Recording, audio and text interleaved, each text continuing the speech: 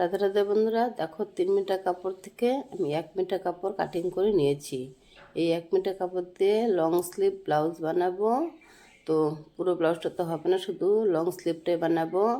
আর দুষ্টু আমাকে বলেছে যে লং স্লিভ বানিয়ে দেখাতে বলেছে, তাই শুধু আমি দুষ্টু জন্য কাটিং করেছি।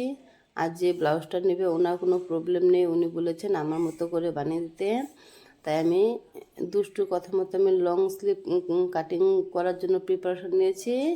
আর পাপটা দিয়েছি আমার মতো করে, কেন এখন এটা টেন্ডেন্সিতে চলছে।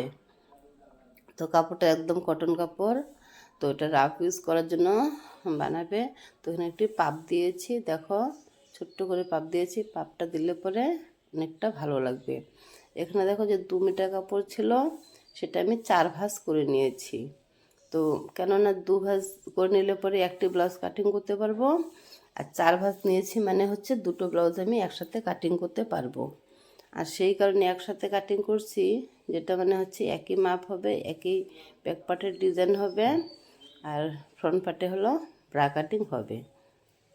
তাই আমি একই মাপ নিয়েছি আর একই ডিজাইন দিচ্ছি, তাই আমি একই চারটি পার্ট একসাথে নিয়েছি। তো এখানে হচ্ছে দেখো ব্যাক পার্টটা কত সুন্দর হচ্ছে কাটিং। তো এই কাটিংটা তো আমার কাছে অনেক ভালো লাগে, তাছাড়া ব্লাউজটা বানানোর পর সেটা অনেক ভালো লাগে। তো আমি এখানে দুটো ব্লাউজ একসাথে কাটিং করছি। তো যে ব্লাউজটা বানাবে ওনার বডি মাপ হচ্ছে 32, কিন্তু আমি যে ফর্মাটা নিয়েছি সেটা হচ্ছে 36।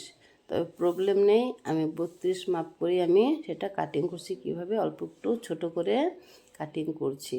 দেখো দুটো পার্টি কাটিং করা হয়ে গেছে। আমি প্রত্যেকটা পার্টেই আলাদা আলাদা করছি। প্রত্যেকটা পার্টের মধ্যে এখানে 5টি করে পার্ট রয়েছে, আর ব্রা কাটিংয়ের মধ্যে 5টি করে পার্ট হয়, সেগুলো আমি আলাদা করছি। আর এইটা হচ্ছে একদম লোয়ার পোর্শনের পার্ট এটা। তো এটা হচ্ছে ওই যে লং স্লিভ দিব, তাই আমি কাটিং করে রেখেছিলাম আগে, সেটা আমি আলাদা করে ফেলেছি। তারপর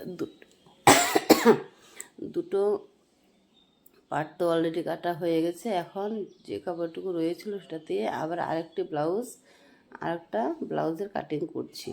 তো 3টি ব্যাক পার্ট হয়ে গেল আর অলরেডি হয়ে গেছে। আর একটি হাতার তো কাটিং করে রেখেছি, যেটা লং, এটা হচ্ছে গ্লাস স্লিভ দিয়েছি।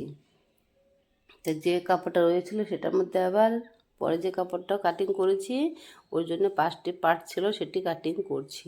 তো একই মাপে আবার 5টি পার্ট কাটিং করা হয়ে গেছে। তো টোটাল 3টে ব্লাউজই কাটিং করা হয়ে গেছে। আবার দেখো সেই পার্টগুলো আবার সেম আলাদা আলাদা করে দেখাচ্ছি, কেননা দেখাচ্ছি বলতে আমার সুবিধার জন্য সেটা করছি। দেখো 6টি পার্ট হয়ে গেছে। তো এইভাবে প্রত্যেকটা ব্লাউজই আমি আলাদা আলাদা করে দেব, কেননা প্রত্যেকটা পার্ট যদি আবার সেই প্রবলেম হয়ে যায়, একটা পার্ট যদি আবার কম পড়ে যায় তো প্রবলেম হয়ে যাবে। তাই আমি আবার ছড়িয়ে ছড়িয়ে প্রত্যেকটা পার্ট আমি দেখছি, যেটা গ্লাস স্লিভ দিয়েছি। তো এইভাবেই 3টি ব্লাউজ আমি কাটিং করেছি। কাটিং ব্লাউজে টোটাল 6টি পার্টের প্রয়োজন হয়, 6টি